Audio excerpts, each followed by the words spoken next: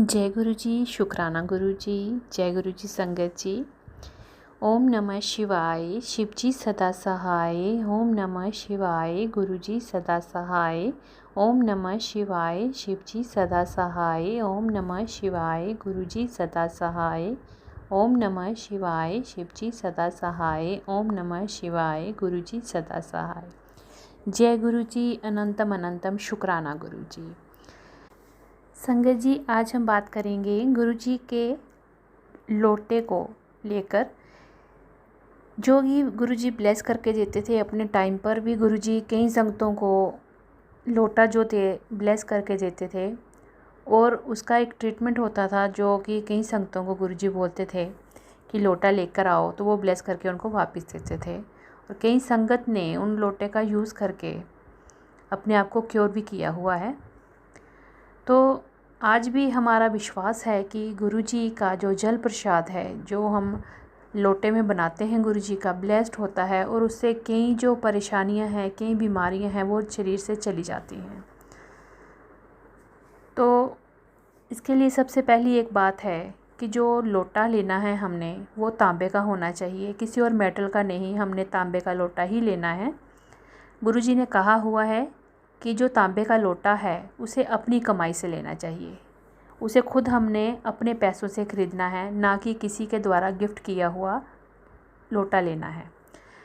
अपनी कमाई से लें लोटे को, चाहे वो छोटा है चाहे बड़ा ले लें, जैसा भी आप चाहते हैं, पर वो तांबे का लोटा हमें अपनी कमाई से ही लेना चाहिए। जय गुरु जी।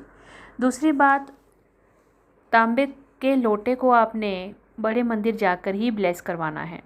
पर अगर आप कई कारणों से नहीं जा पा रहे हैं बड़े मंदिर, आप चाहें तो डुगरी मंदिर भी जा सकते हैं। वहाँ भी कई संगत जो हैं वो लोटा लेके जाती हैं गुरु जी के दरबार में, वहाँ भी ब्लेस करवा के ले आती हैं।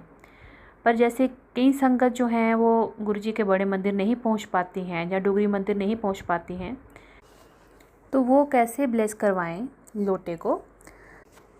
आपने क्या करना है, आपने जहाँ गुरु जी का स्वरूप रखा हुआ है उसके पास आपने उस लोटे को, जो बाज़ार से आपने ख़रीदा हुआ है नया तांबे का लोटा, उसको अच्छे से साफ़ करके गुरु जी के पास, उनके स्वरूप के पास पानी भर के उसमें ढक के रख देना है। और गुरु जी के स्वरूप के साथ वो टच होना चाहिए। और वहाँ भी आपका जो लोटा है उतना ही ब्लेस्ड हो जाएगा जितना कि आप बड़े मंदिर जाके ब्लेस करवाते हैं। किन्हीं कारणों से अगर आप नहीं जा पा रहे हैं तो आप गुरु जी का स्वरूप रख के उसके आगे आप इस तरह से लोटा रखेंगे और टच करके रखेंगे गुरु जी के स्वरूप के साथ, तो उतना ही वो ब्लेस हो जाता है। और तीसरी बात, अगर आप घर पर ही लोटे को ब्लेस करवा रहे हैं गुरु जी से, तो उसकी साफ़ सफाई, लोटे की साफ़ सफाई का पूरा ध्यान रखिए। लोटे को बिल्कुल भी गंदा मत रखिए। जब आप मार्केट से लेके आएंगे तब भी उसको अच्छे से साफ़ करना है। सफाई के लिए आपने लोटे को नींबू या राख, इन दो चीज़ों से साफ़ करना है, साबुन नहीं लगाना है। अच्छे से उसको साफ़ करके उसमें पानी भर देना है, और उसमें अगर आपके पास लॉकेट स्वरूप है गुरु जी का तो वो आप डाल सकते हैं, नहीं तो कोई ज़रूरी नहीं है। आपने सिर्फ उसमें पानी भरना है लोटे में और उसको ढक देना है। ऊपर से ढक के आपने गुरु जी के स्वरूप के साथ टच करके रख देना है और मंत्र जाप चला देना है। मंत्र जाप चलेगा और उसके बाद आपका जो लोटे में जल भरा हुआ है वो ब्लेस्ड डिवाइन प्रसाद बन जाएगा। उस जल प्रसाद को आपने सुबह आधा पीना है और आधे के साथ नहाना है। और ये उसने ट्रीटमेंट करना है जिसको ट्रीटमेंट की ज़रूरत है, जो आपके घर में किसी परेशानी से या किसी बीमारी से जूझ रहे हैं, उनके लिए है। उनको आधा वो जल पिला देना है लोटे से लेके, और आधे को उनके नहाने वाली बाल्टी में डाल दें और वो उस पानी से नहा लेंगे।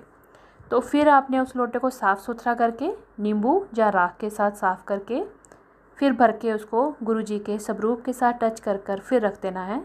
और इसी तरह से आपने ये ट्रीटमेंट करना है।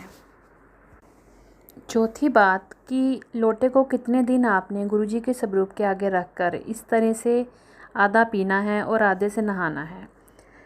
तो आप 11 दिन, 21 दिन, 31 दिन, 51 दिन रख सकते हैं।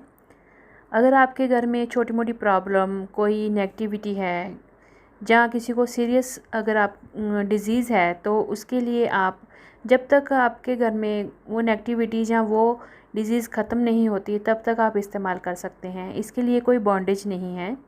मैंने एक पुरानी संगत जी से सुना था कि उन्होंने लोटा जो है वो गुरुजी के हाथों से ब्लेस लिया हुआ है और वो आज भी कहीं ट्रैवल भी करते हैं तो लोटे को अपने साथ लेके जाते हैं और उसका इस्तेमाल रोज़ाना करते हैं। तो ज़रूरी नहीं है कि अगर किसी को कोई प्रॉब्लम है तभी ही लोटे का जल जो है वो यूज़ करें। ऐसे भी आप उनका जल प्रसाद बनाकर ही अपने बच्चों में, अपनी फैमिली में रोज़ बांट सकते हैं, उन सबको पिला सकते हैं चम्मच चम्मच। और बाकी के साथ जिसको प्रॉब्लम है वो उनसे नहाएं और घर में आप छिड़काव भी करेंगे तब भी आपके घर की नेगेटिविटी दूर हो जाती है। तो एटलीस्ट 11 दिन, 21 दिन, 31 दिन या 51 दिन तो आप लोटे का ट्रीटमेंट ज़रूर करिए। बाकी संगत जी, 5वीं बात है कि सबसे बड़ी जो बात है वो है विश्वास की। नहीं तो पानी से कौन ठीक होता है, हमारे गुरुजी पानी से भी ठीक कर देते हैं। ये हमारे घर में पक्का हुआ है। क्योंकि मेरे अंकल जो हैं वो गिर गए थे और उनकी पैर से जो प्रॉब्लम शुरू हुई वो सर तक पहुंची और किस तरह से वो बेड पे आ गए एकदम से। और फिर गुरुजी ने कैसे ठीक किया, हम तो दिल्ली नहीं पहुंच पाते क्योंकि हालात ही नहीं थे वैसे, कौन लेके जाता। तो एक नज़दीकी अंकल ने हमें गुरुजी का स्वरूप दिया। उन्होंने हमें लोटे में किस तरह से जल बनाना है और गुरुजी से टच करके किस तरह से रखना है और कैसे ये ट्रीटमेंट करना है उन्होंने बताया।